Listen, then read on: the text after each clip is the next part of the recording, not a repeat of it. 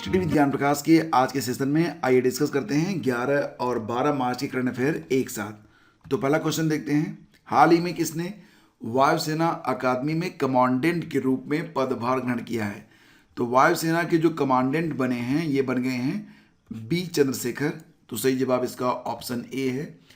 Air marshal B Chandrashekhar ने भारतीय वायुसेना की वायुसेना अकादमी डंडीगुल तेलंगाना के कमांडेंट के रूप में अपना पदभार ग्रहण किया है। वायुसेना अकादमी की स्थापना कब हुई थी? 1969 में, जबकि इसका परिचालन 1971 से स्टार्ट हुआ था। जून 1993, ये सन याद रखना, जून 1993 में पहली बार महिला कैडेटों को भारतीय वायुसेना में शामिल किया गया था। और ये जो अकादमी है इसका काम क्या है? पायलटों को उड़ान के लिए प्रशिक्षित करना। ठीक है। हाल ही में किस राज्य ने महिलाओं के लिए सुषमा स्वराज पुरस्कार की घोषणा की है? सुषमा स्वराज पुरस्कार की घोषणा की गई है अभी हाल ही में हरियाणा सरकार के द्वारा। तो देखिए फ्रेंड्स, हरियाणा के मुख्यमंत्री मनोहर लाल खट्टर ने महिलाओं के लिए सुषमा स्वराज पुरस्कार की घोषणा कर दी है और इसमें जो इनाम की राशि होगी वो 5 लाख रुपए होगी। ये पुरस्कार विभिन्न क्षेत्रों में राष्ट्रीय और अंतर्राष्ट्रीय स्तर पर महिलाओं को उनके महत्वपूर्ण योगदान के लिए प्रदान किया जाएगा। सुषमा स्वराज जी के बारे में बात करें तो 14 जनवरी 1952 में उनका जन्म हुआ था अंबाला कैंट में। 7 अगस्त 2019 को उनकी डेथ हो गई थी हृदयाघात से। 2014 से लेकर 2019 तक वो भारत की विदेश मंत्री रहीं। 1998 में 1998 में दिल्ली की पहली महिला मुख्यमंत्री बनी थी। अटल बिहारी वाजपेयी सरकार में 1996 में सुषमा स्वराज सूचना और प्रसारण मंत्री थी। अगला क्वेश्चन है, चीन ने अपना रक्षा बजट कितने प्रतिशत से बढ़ा दिया है? तो इसका आंसर है 7.1% से। देखिए फ्रेंड्स, चीन का जो रक्षा बजट है वो भारत के रक्षा बजट से अब लगभग 3 गुना से अधिक हो गया है। तो फिलहाल अब चीन जो है वो भारत की वजह से नहीं, अमेरिका की वजह से अपने सैन्य और साजो सामान को काफ़ी दुरुस्त कर रहा है। तो अब चीन का जो कुल रक्षा बजट होगा वो 1.4 ट्रिलियन युआन मतलब 230 बिलियन डॉलर के आसपास तय किया गया है। यह बजट भारत के डिफेंस बजट की तुलना में लगभग 3 गुना ज़्यादा है।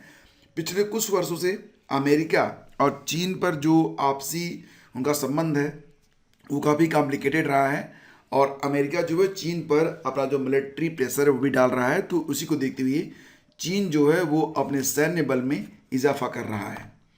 हाल ही में किस राज्य ने आमा योजना और बहनी योजना को शुरू किया है? आमा योजना और बहनी योजना, इस योजना को स्टार्ट किया गया है सिक्किम में। ऑप्शन डी यहाँ पर करेक्ट है। सिक्किम के मुख्यमंत्री कौन है? प्रेम सिंह तमांग। आमा योजना क्या है? राज्य में गैर कामकाजी माताओं के बीच बचत की आदत पैदा करने के लिए सरकार प्रतिवर्ष उनके खाते में 20,000 रुपये भेजेगी। जबकि बहनी योजना के अंतर्गत छात्राओं के लिए मुफ्त सैनिटरी नैपकिन जो हैं वो उपलब्ध करवाए जाएंगे। फ्रीडम हाउस द्वारा जारी freedom in the world 2022 the global expansion of authoritarian rule नामक रिपोर्ट में भारत को 100 में से कितने अंक मिले? सही जवाब है ऑप्शन बी, कुल मिला के 66 अंक। तो इस रिपोर्ट के अनुसार भारत को दुनिया के आंशिक रूप से मुक्त देशों की श्रेणी में रखा गया है। आंशिक रूप से मुक्त। यह रिपोर्ट विभिन्न देशों में चुनावी प्रक्रिया, राजनीतिक बहुलवाद, भागीदारी और सरकारी कामकाज जैसे राजनीतिक अधिकारों के संकेतकों के आधार पर स्कोर प्रदान करती है। और इस रिपोर्ट के अनुसार वर्ष 2022 में 85 देशों को स्वतंत्र, 56 को आंशिक रूप से स्वतंत्र और 69 को स्वतंत्र नहीं मतलब बिल्कुल परतंत्र करार दिया गया है। तो सबसे अधिक मुक्त देशों की जो सूची है उसमें New Zealand, Canada, Uruguay, Netherland, Luxembourg, Ireland और डेनमार्क, फिनलैंड, स्वीडन और नॉर्वे, ये ऐसे देश हैं जिनको 100 में 100 मार्क प्राप्त हुए। सबसे खराब स्कोर रहा दक्षिणी सूडान का, सीरिया का, तिब्बत का, तुर्कमेनिस्तान का, एरिट्रिया का और उत्तर कोरिया का। और इसे जारी किया गया है किसके द्वारा? फ्रीडम हाउस के द्वारा, जिसका हेडक्वार्टर कहाँ पर है? वाशिंगटन, अमेरिका में। G7 ग्रुप ऑफ 7 कृषि मंत्रियों की बैठक जो कि वर्चुअल रूप से हुई, तो इस बैठक की अध्यक्षता किस देश के द्वारा की गई? जैसा कि आप सभी लोग जानते हैं, G7 की अध्यक्षता 2022 में किसको सौंपी गई है? जर्मनी को सौंपी गई है। तो सही जवाब ऑप्शन ए है, जर्मनी। तो G7 यानी कि ग्रुप ऑफ 7, इसमें Canada, France, Germany, Italy, Japan, United kingdom और संयुक्त राज्य अमेरिका, ये 7 देश इसमें शामिल हैं। यह देश दुनिया की 7 सबसे उन्नत अर्थव्यवस्थाओं के साथ वैश्विक शुद्ध संपत्ति का 62% से अधिक का प्रतिनिधित्व करते हैं। तो यहाँ पर अब 2022 में ग्रुप ऑफ 7 की अध्यक्षता कौन करेगा? जर्मनी करेगा। इसको जरूर याद रखना। हाल ही में भारत के किस क्रिकेटर ने प्रथम श्रेणी क्रिकेट के सभी फॉर्मेट से संन्यास ले लिया है? तो तस्वीर पहचानते होंगे आप, ये हैं यश श्रीसंत, यानी कि विकल्प सी यहाँ पर करेक्ट है। भारतीय क्रिकेटर शांता कुमारन श्रीसंत ने क्रिकेट के सभी प्रारूपों से संन्यास लेने का ऐलान कर दिया है। साल 2013 में श्रीसंत आईपीएल में स्पॉट फिक्सिंग के विवादों में भी आए थे। उन्होंने खुद को आईपीएल 2022 की नीलामी में रजिस्टर भी किया था, लेकिन किसी ने उनको खरीदने में इंटरेस्ट नहीं लिया। फिलहाल उनको यही लगा कि अब उनका जो कैरियर है समाप्त हो चुका है। इसमें इनकी एज भी 39 ईयर हो चुकी है, तो अब इन्होंने सभी फॉर्मेट से संन्यास की घोषणा कर दी है। हाल ही में विश्व किडनी दिवस कब मनाया गया? विश्व गुर्दा दिवस। तो फ्रेंड्स देखिए, ये मनाया गया 10 मार्च को, लेकिन प्रतिवर्ष 10 मार्च को यह नहीं मनाया जाता है। इसे मार्च महीने के दूसरे गुरुवार को मनाया जाता है, ये याद रखना। और पहली बार इसे कब मनाया गया था? 2006 में मनाया गया था। किसके द्वारा? World kidney day joint steering committee. World kidney day जो है ये जॉइंट स्टीयरिंग कमेटी के द्वारा दूसरे गुरुवार को, ये मार्च के दूसरे गुरुवार को मनाया जाता है, ठीक है। और 2022 की थीम है kidney health for all. Kidney health for all. दुनिया भर में गुर्दे की बीमारी तेजी से बढ़ रही है और एक अनुमान के मुताबिक 2040 तक यह मौत की 5वीं सबसे बड़ी वजह बनेगी। देखिए फ्रेंड्स, पहली बार किडनी का जो सफल ट्रांसप्लांटेशन था वो किया गया था डॉक्टर जोसेफ ई मुर्रे के द्वारा। डॉक्टर जोसेफ ई मुर्रे, इन्होंने दिसंबर 1954 में पहली बार किडनी का, गुर्दे का सफल ट्रांसप्लांटेशन किया था। हाल ही में आईएसएसएफ विश्व कप 2022 में भारत ने कितने मेडल हासिल किए हैं? तो फ्रेंड्स देखिए, मेडलों की जो सूची है यानी कि पदक तालिका में भारत का स्थान 7 मेडलों के साथ टॉप पर है। तो ऑप्शन बी यहाँ पर करेक्ट है। तो कुल मिला के 4 स्वर्ण, 2 रजत और 1 कांस्य पदक जीता है भारत ने। पदक तालिका में टॉप पर है भारत।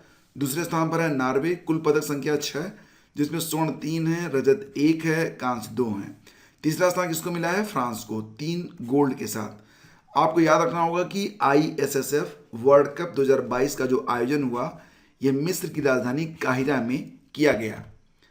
केंद्र सरकार ने प्राइवेट कॉलेजों में कितने प्रतिशत सीटों पर सरकारी कॉलेजों के बराबर फीस लागू करने का ऐलान किया है? तो सही जवाब इसका 50%।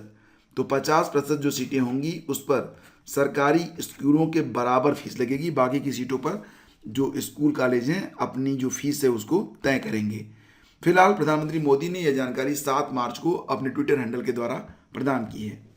हाल ही में यून सुक एओल किस देश के नए राष्ट्रपति बने हैं? यून सुक एओल ये बन गए हैं दक्षिण कोरिया के राष्ट्रपति।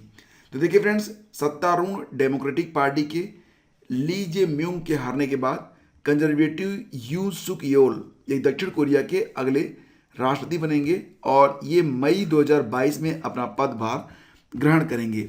अगर हम बात करें दक्षिण कोरिया के बारे में तो ये आप देखो, यहाँ पर ये जो पोर्शन है ये उत्तर कोरिया है और नीचे का जो रेड पोर्शन है ये दक्षिण कोरिया है और ये है हमारा प्यारा भारत। तो यहाँ से आप इसकी लोकेशन समझ रहे होंगे। फिलहाल दक्षिण कोरिया की जो राजधानी है वो सियोल है और दक्षिण कोरिया कहाँ पर स्थित है? तो ये एशिया महाद्वीप में स्थित है। प्रधानमंत्री कौन है? किम बू क्यूम।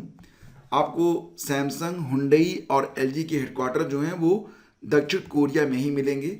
दक्षिण कोरिया और उत्तर कोरिया की जो सीमा रेखा है, यहाँ पर जो सीमा रेखा है ये 38 डिग्री समानांतर रेखा है और दक्षिण कोरिया का जो संसद है उसका नाम क्या है?